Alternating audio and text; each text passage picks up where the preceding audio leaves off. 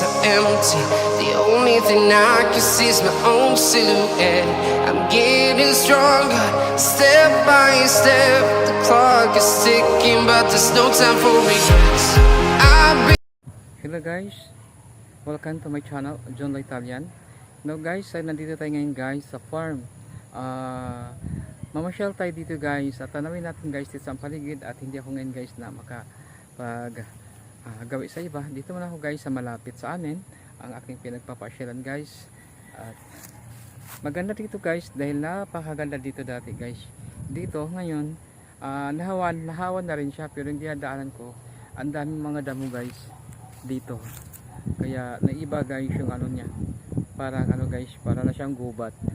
Kaya ginawa ko dito guys itong lugar na ito dahil dati ko tong pinagpapasyalan at tinatawag ito ng The Greenland. Yan guys, yung The Greenland dito guys ay napakaganda talaga dito. Ngayon ko lang to guys nga nagagawi. Thank you so much guys for watching. Thank you.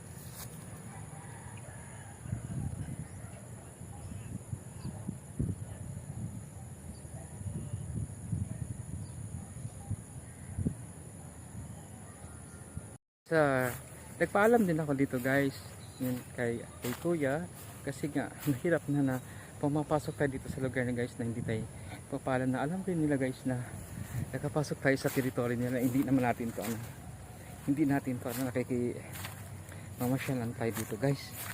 Dito sa lugar na ito ay napakaganda talaga dito guys na pasyalan dito sa lugar na ito. Ngayon guys ay wala ng music. Kanina ay tinigil ko, lumayo ako guys dahil mayroong guys kumakanta, kaya itinigil ko, lumayo ako doon sa may mga kahoyan dahil mahirap na masagap guys yung ano kanta, baka mamaya hindi yun magugustuhan yung kanta na nasagap ko kanina.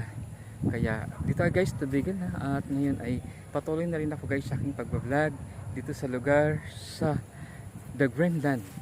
Kaya tinatawag ko guys nga The Greenland kasi nga ito guys ay puro green talaga, puro damo na talaga dito guys yung mga ano nasa paligid niya. Kasi kaya nga ang daming mga hayop dito guys na iniiwan lang na guys, nakatali kasi ano guys, magagandang damo dito. Ngayon medyo maninipis siya pero magaganda na. Ayun, nilalagyan pa siya ng pagkain ng hayop. Ayan guys, so yan, meron pa siyang talahib. Kaya gawin pa natin guys dito sa loob kasi nandito yung magaganda. Nagpapaalam na ako pero kailangan pa rin na maging maingat pa rin tayo, kaya di natin alam pa noon. Yan.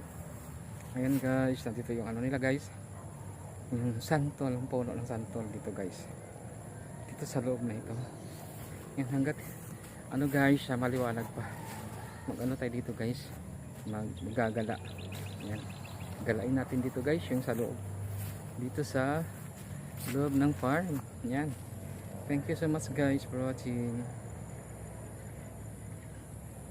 Thank you. Ayan.